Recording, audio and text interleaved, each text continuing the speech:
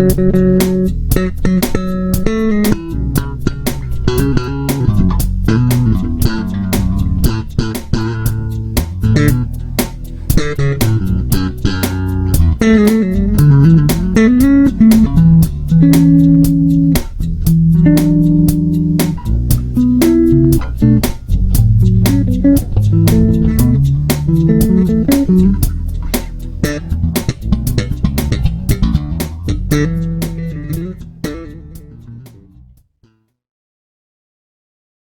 guys, how you doing? Danny Stewart here for BassJapanDirect.com with another Naked Sound review on a cloudy day here in mid-July, Tokyo.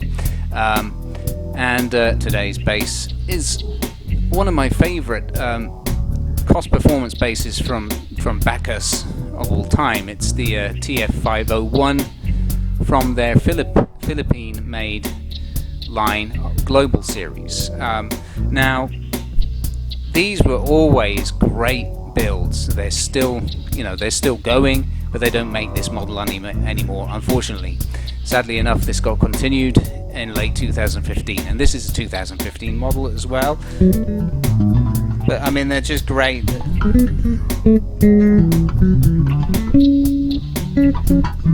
Play so nicely and sound good.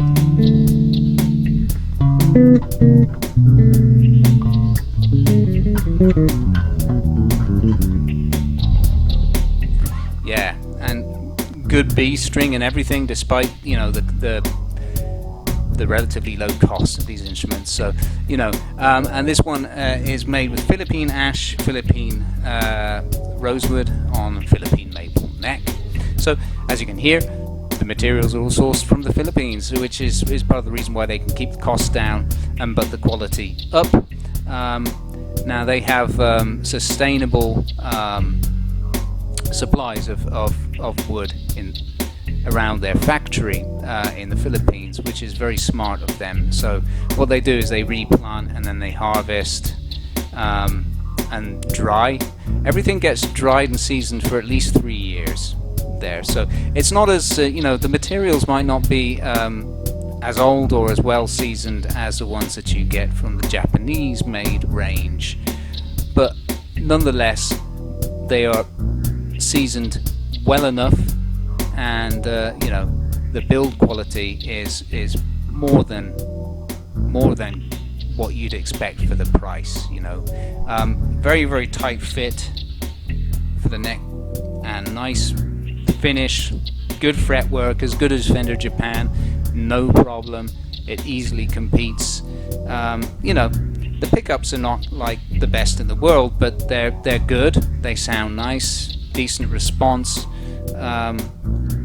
and I like the preamp. The preamp is their own preamp called the EB2, two-band bass and treble here, with the added master tone up here, which is a very useful feature because it works in passive mode too, as well as active mode.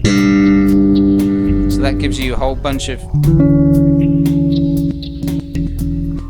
options, you see.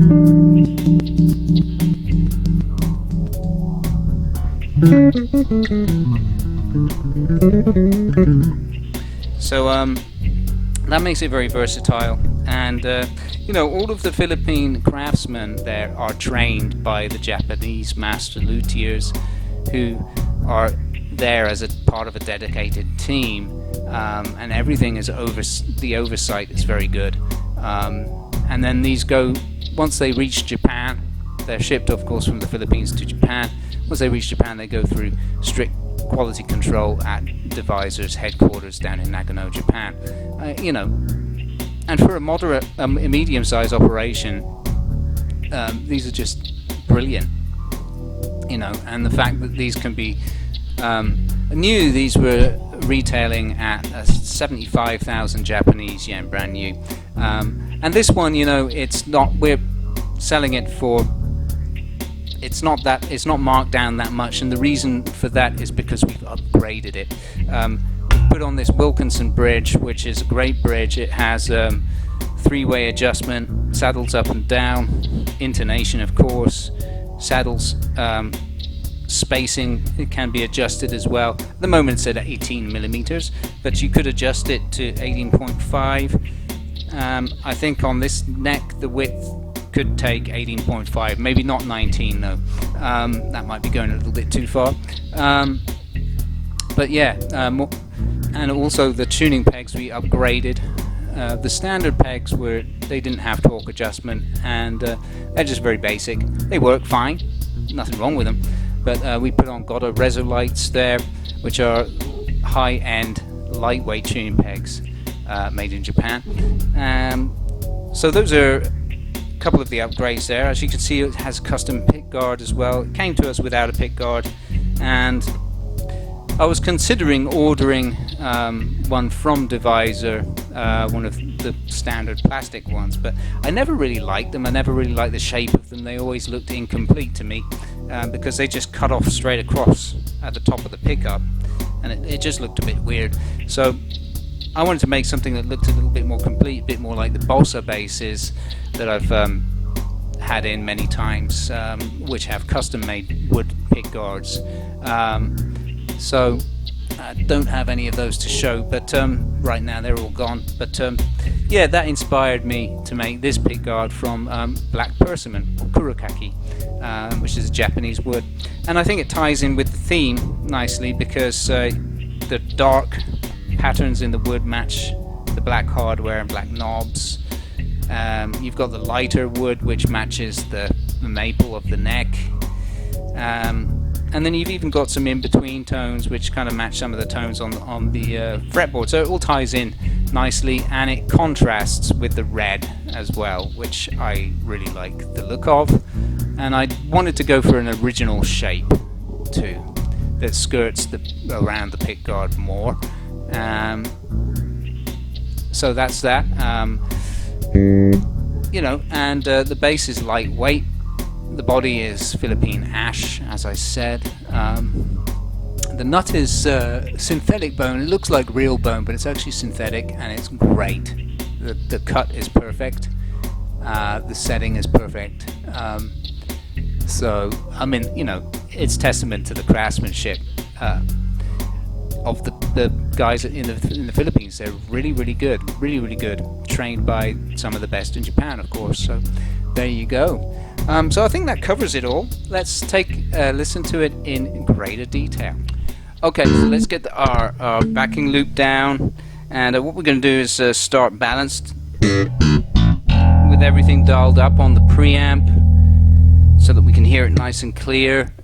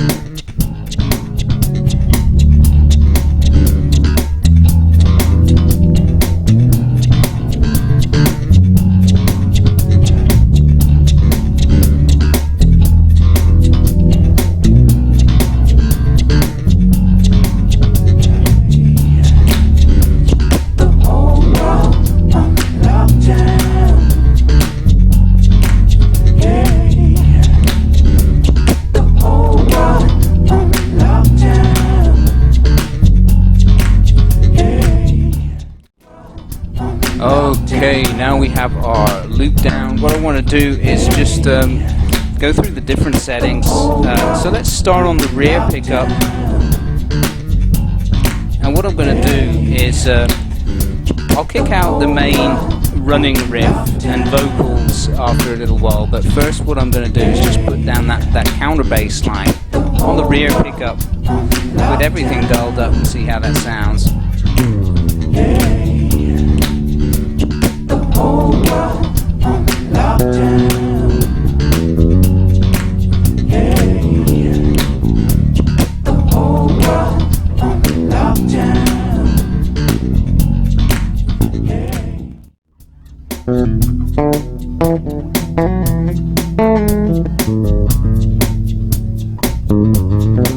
So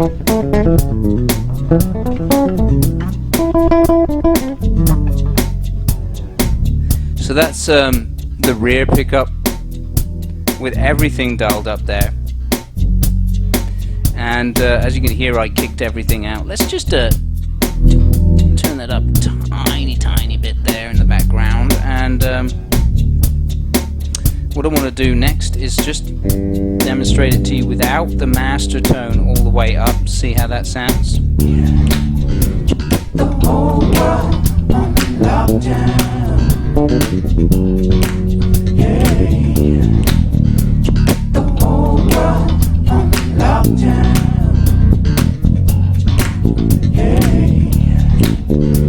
The whole world on lockdown.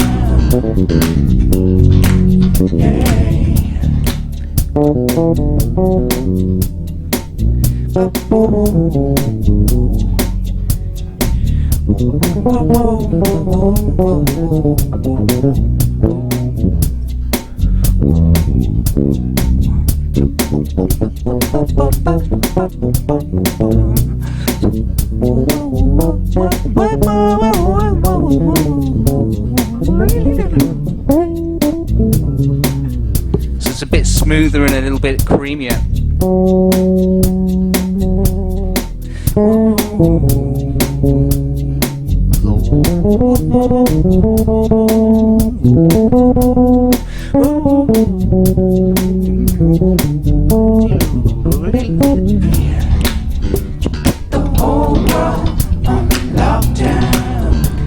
Alright, so that deals with the rear pickup mostly. I mean, just to give you a little bit more of the tonal scope, this is just the bass dialed up and how it sounds.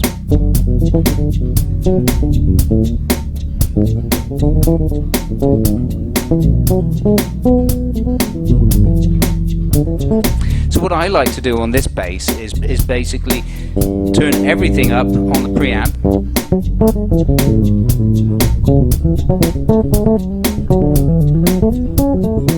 and just use the master tone to dial in the brightness as I see fit. So that's what I like about it. It's very convenient like that. The whole world on lockdown.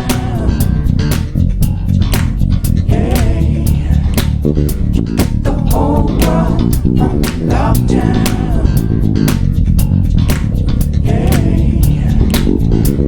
The whole world on lockdown.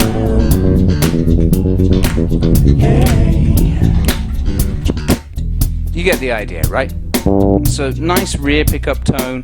Let's now go by contrast the front, and we'll rock out a little bit underneath with everything dialed up.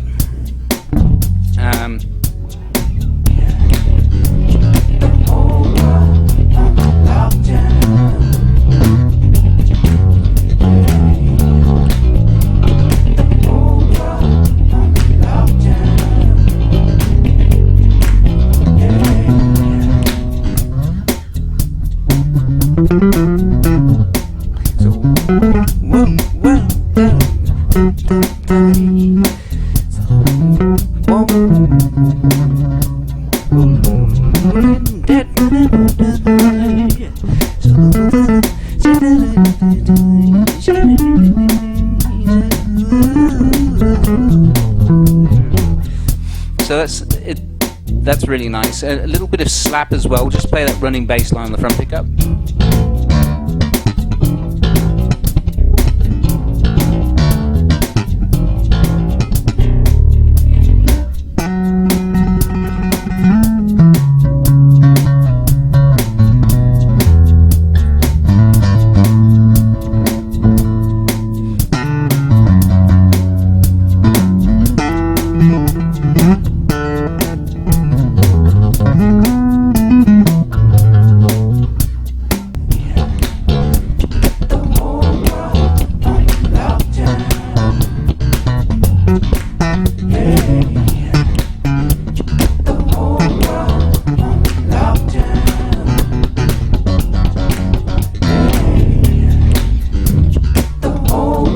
get the idea, right? And now let's do something with all of the tones right down the treble and the master tone right down on the front pickup to see how that sounds.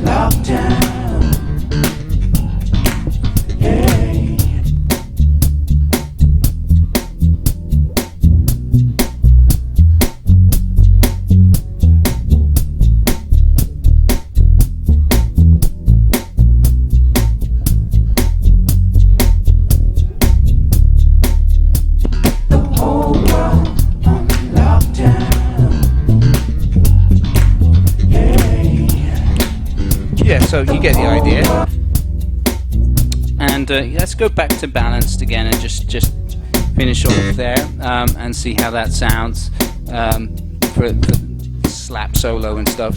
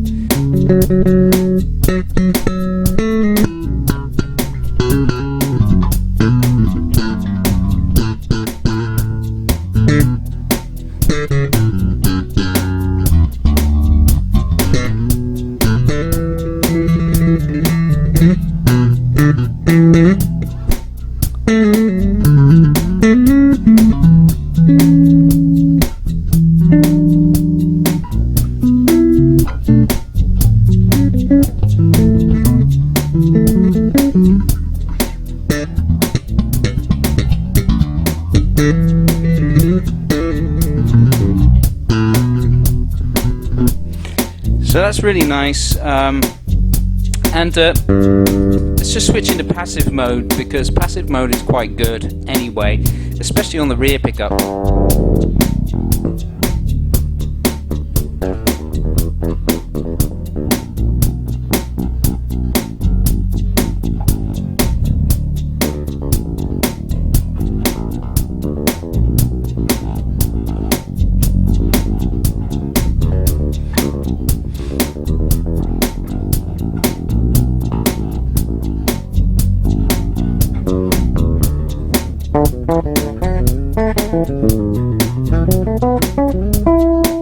Of course, your master tone still works.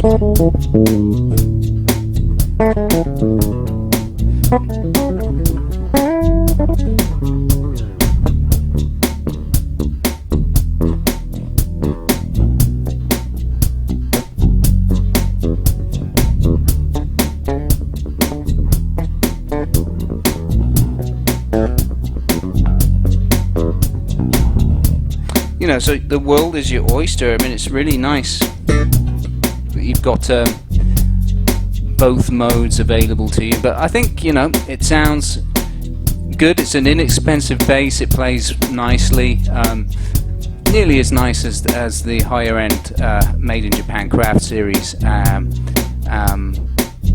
It's not far off, you know. Materials are hand sourced in the Philippines, and it is handmade in the Philippines. It's very lightweight indeed, and you know, this one has been improved with high-end hardware. So yeah, I mean, have at it. I recommend it. It's a great bass. So that's passive. Active.